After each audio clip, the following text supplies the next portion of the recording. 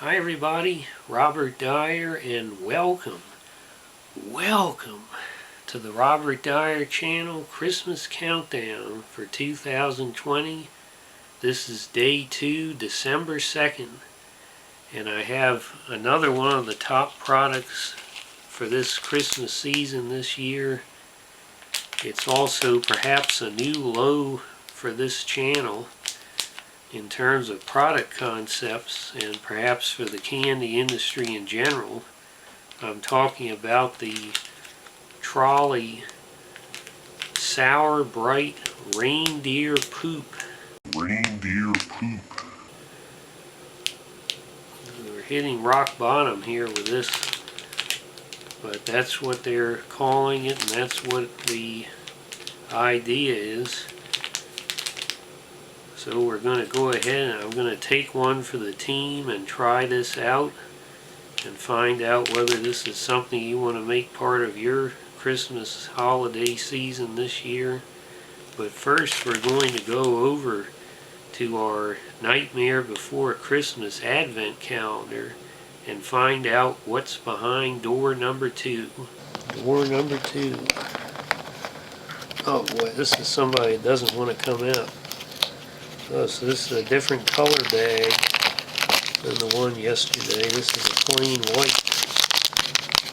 Okay, I've opened the second one. I have not looked inside. And we're going to find out behind door number 2. Holy smokers, they really front loaded this thing. Here on day 2 we've already got 0. You can see the glowing nose, the rippling ears, the ghostly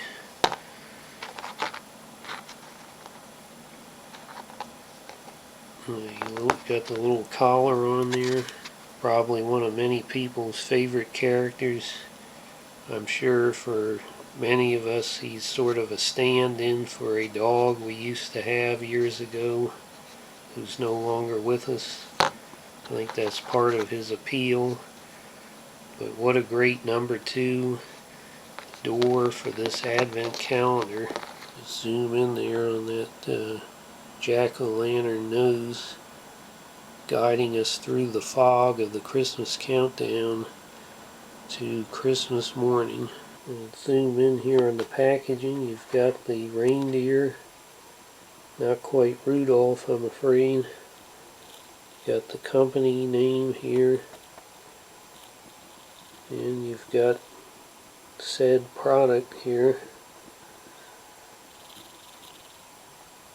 and then there's a nice little window that you can see in the variety of colors. I don't know if there's more than one flavor, but we're going to find out.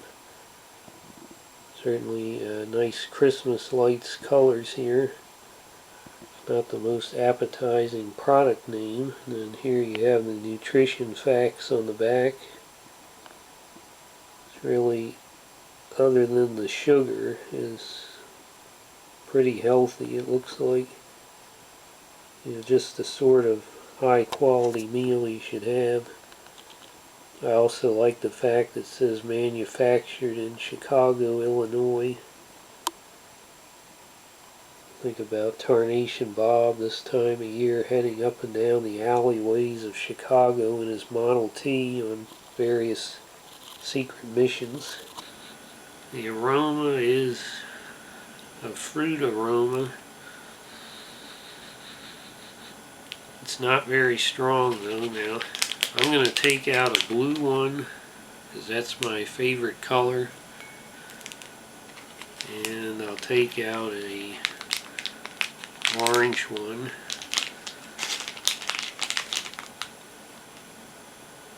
can see it's got that, it's like a gummy thing with a sugar coating on it. You can see the little sugar crystals all over it. I'm going to try this one first because it's blue. There's even less aroma when it's by itself. It's not having the aroma concentrated through the bag opening. Let's go ahead and see how it tastes.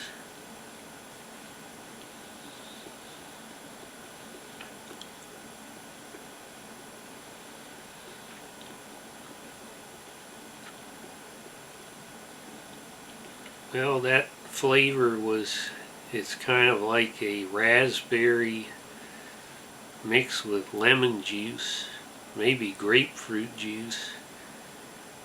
Sort of like grapefruit and cranberry juice, and then even though it's not very strong of a sour taste when you're actually chewing it, the aftertaste is very sour for some reason. It's almost a metallic, kind of a artificial taste. Not a very pleasant taste. Now let's try this orange one.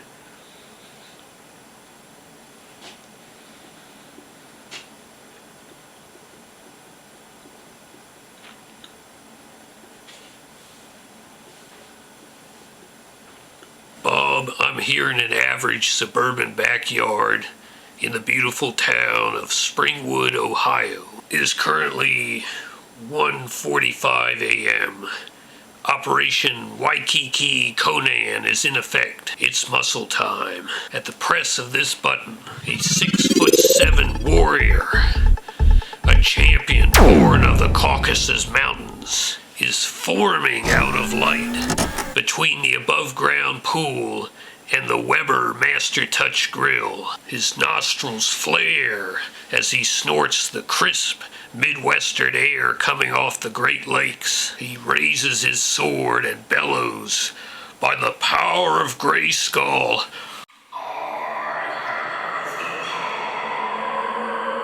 Now, for the purposes of this experiment, he's going to point it at that orange cat over there, who will be transformed into the mighty Battle Cat."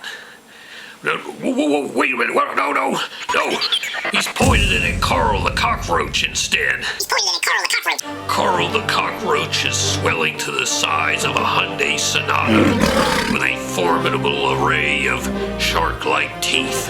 He's plowing through the fence. He's plowing through another, and another, and another. It looks like he's headed for the historic downtown. Come on, Prince Valiant. Let's get the heck out of Dodge. 23 Skidoo. 23 Skidoo.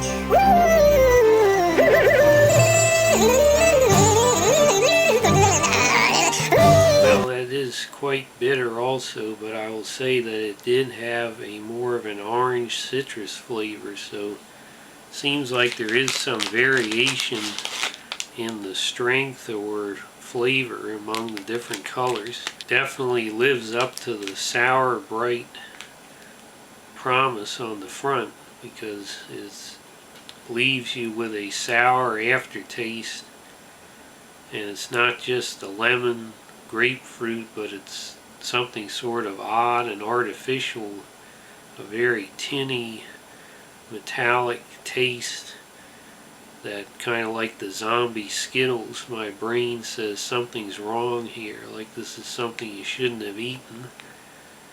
So from that standpoint, it's not exactly something I think you'll work up a great appetite for. It's just more of a purely novelty candy, especially if you find the concept to be hysterically humorous. I'm not sure that I do, but it's certainly something I will try out here today for the countdown for you to see.